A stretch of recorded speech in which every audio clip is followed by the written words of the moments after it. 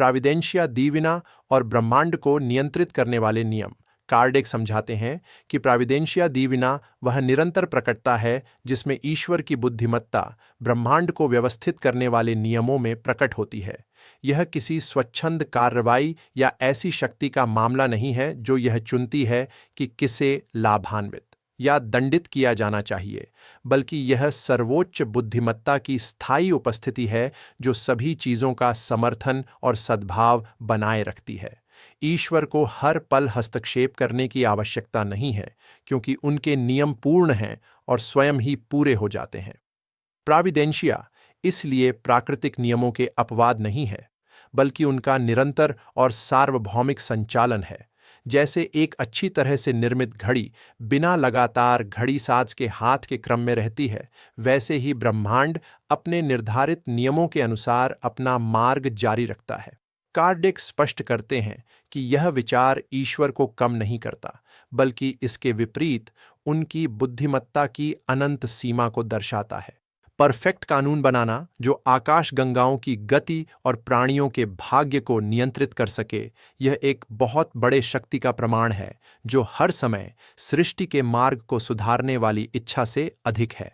आधुनिक भौतिकी और खगोल विज्ञान इस धारणा की पुष्टि करते हैं। ब्रह्मांडीय कानून गुरुत्वाकर्षण से लेकर क्वांटम इंटरैक्शंस तक लगातार और पूर्वानुमेय तरीके से कार्य करते हैं, जो परमाणु से लेकर सौर प्रणाली तक के पैमानों में ब्रह्मांड की सद्भावना का समर्थन करते हैं। इन कानूनों के बाहर कुछ भी नहीं चलता। प्रकृति के सबसे अप्रत्याशित घटनाएं भी सटीक गणितीय और ऊर्जावान सिद्धांतों का पालन करती हैं। यह नियमितता प्रोविडेंस की हस्ताक्षर है, न कि चमत्कार के रूप में, बल्कि व्यवस्था के रूप में। नैतिक क्षेत्र में प्रोविडेंस कारण और प्रभाव के कानूनों के माध्यम से व्यक्त होती है।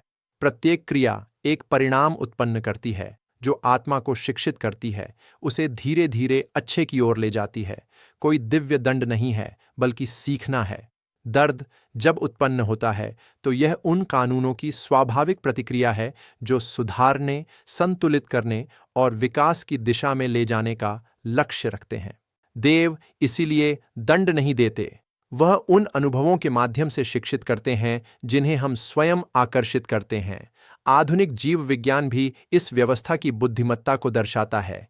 जीवन स्वयं को नियंत्रित करता है, अनुकूलित होता है और अद्भुत तरीके से पुनः उत्पन्न होता है। प्रत्येक जीव संतुलन की खोज करता है, कौशिका से लेकर पारिस्थितिकी तंत्र तक। इस सार्वभौमिक संतुलन की प्रवृत्ति सीधे प्राविद्य के जीवित पदार्थ पर कार्य करने का प्रतिबिंब है। इसलिए दिव्य प्राविध्य कोई दूरस्थ या आंशिक शक्ति नहीं है, बल्कि ईश्वर का प्रेम है जो सृष्टि के नियमों में लिखा है। यह हृदय की धड़कन में है, रथुओं के चक्र में, तारों के मार्ग में और आत्माओं की प्रगति में। जो कुछ भी है वह उसी बुद्धिमत्ता द्वारा देखभाल और समर्थन किया जाता है जो जीवन को बनाता, मार्गदर्शन करता और निरंतर पुनः उत्पन्न करता है।